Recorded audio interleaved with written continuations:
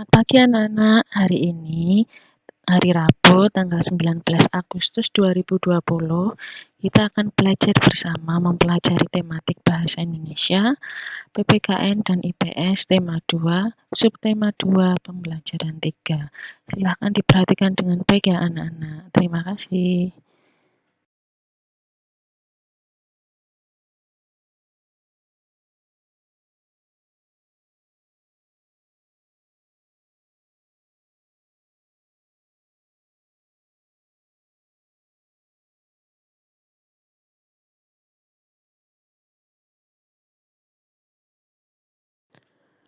Permasalahan sampah di Indonesia.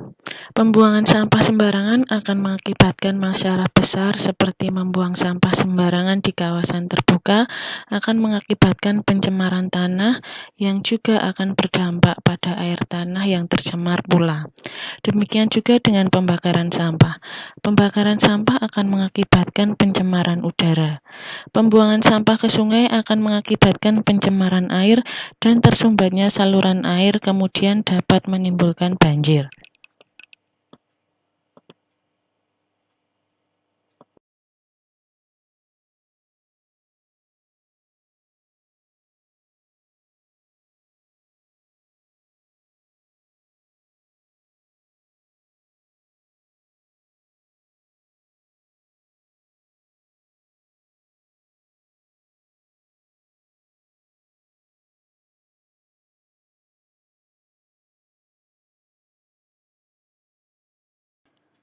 Sampah adalah sisa aktivitas manusia maupun alam yang dibuang.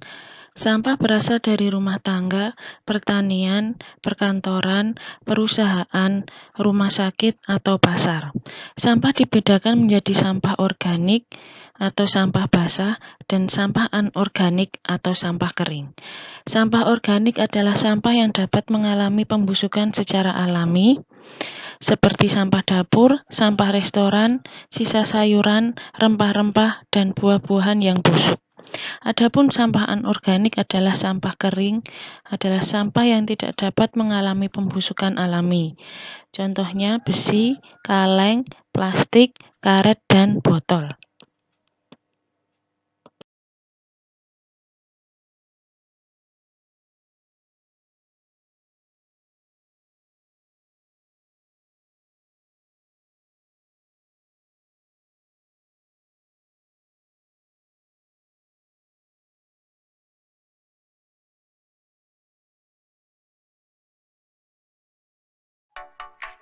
Halo semuanya, hari ini kita akan belajar tentang hak, kewajiban, dan tanggung jawab sebagai warga negara.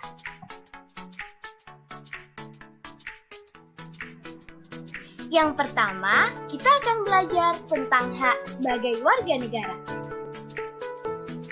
Kalian tahu nggak apa sih hak warga negara itu? Hak adalah segala hal yang harus kalian peroleh atau kalian dapatkan.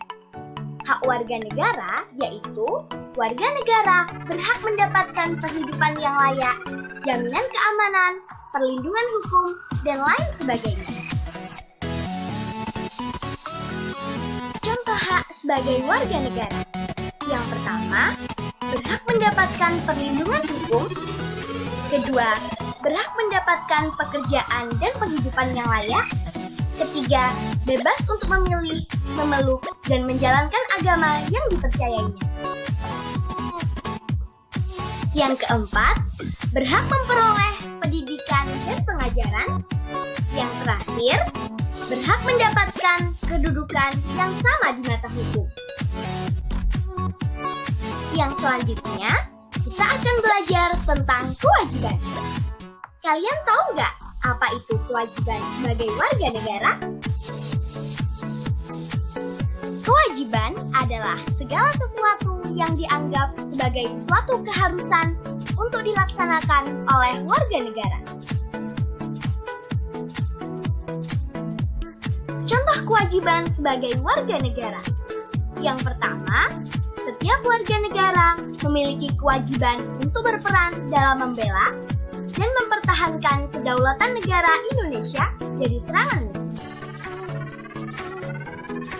Contoh yang kedua, setiap warga negara wajib membayar pajak dan retribusi yang telah ditetapkan oleh pemerintah pusat dan pemerintah daerah. Contoh yang ketiga, setiap warga negara wajib mentaati serta menjunjung tinggi dasar negara, hukum, dan pemerintah.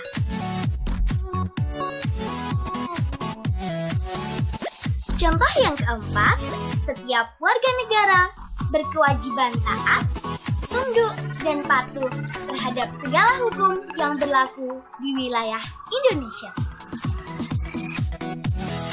Contoh yang terakhir, setiap warga negara wajib turut serta dalam pembangunan untuk membangun bangsa agar bangsa kita bisa semakin maju dan semakin berkembang. Yang selanjutnya, kita akan belajar tentang tanggung jawab sebagai warga negara. Ada ungkapan sederhana, namun sangat bermakna. Maju mundurnya suatu bangsa sangat tergantung pada tanggung jawab warga negaranya.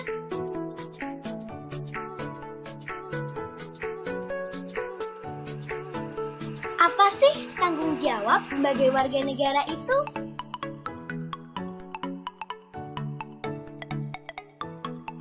Tanggung jawab adalah segala sesuatu yang harus dilakukan atau dilaksanakan dengan sepenuh hati.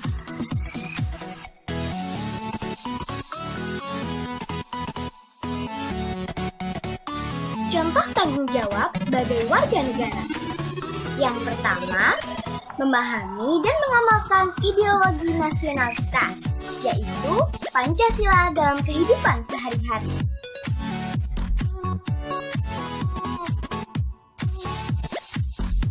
Contoh yang kedua, menjaga dan memelihara nama baik bangsa dan negara sebagai bangsa dan negara yang merdeka, berdaulat, dan bermartabat. Contoh yang ketiga, menjaga persatuan dan kesatuan bangsa dengan menghindari perilaku diskriminatif. Contoh yang keempat, membina solidaritas sosial sebagai sesama warga negara Indonesia.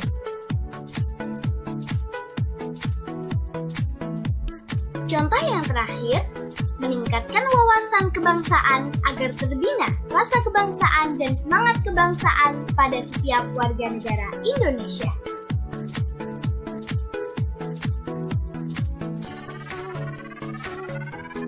Cukup sekian video pembelajaran hari ini. Semoga bermanfaat untuk kita semua. Bye!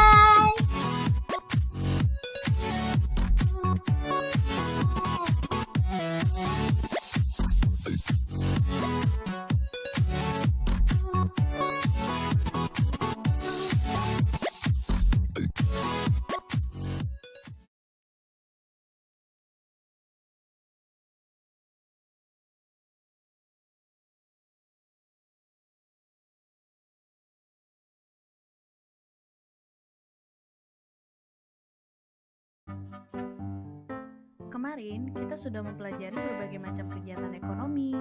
Nah, hari ini kita akan mempelajari cara pengelolaan kegiatan ekonomi.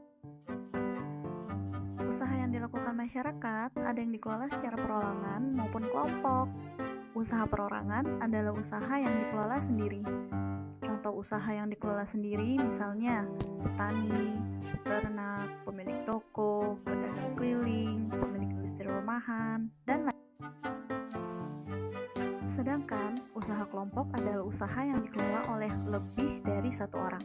Contohnya BUMN atau Badan Usaha Milik Negara, Perseroan Terbatas atau PT, Persekutuan Komanditer atau CV, firma, dan koperasi. Baik usaha perorangan maupun kelompok memiliki kelebihan dan kekurangan masing-masing. Kelebihan dari usaha perorangan, yang pertama, keuntungan usaha dinikmati sendiri. Yang kedua, bebas mengembangkan usaha sesuai keinginan. Yang ketiga, keputusan dapat dilakukan dengan Kekurangan usaha perorangan, yang pertama, modal dan kemampuan terbatas.